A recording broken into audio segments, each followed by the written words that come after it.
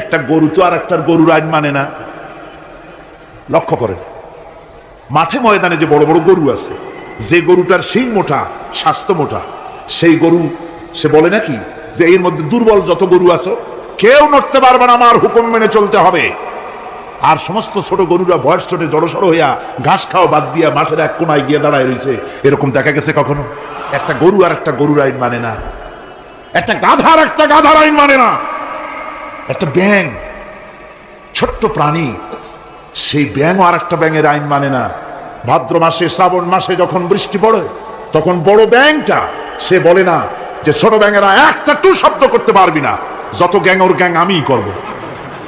আর সব ব্যাঙেরা বয়স ছোটে চুপ হয়ে গেছে, এরকম হয়েছে কখনো? মুসলমান ভাইয়েরা, একটা গাধার আইন মানে না, একটা কুত্তার আইন মানে না, একটা ব্যাঙের আইন মানি না। তুমি মানুষ আর একটা মানুষের তৈরি করা আইনের সামনে কি করে মাথা আলাদা করো? এটা শিরকুন আযীম।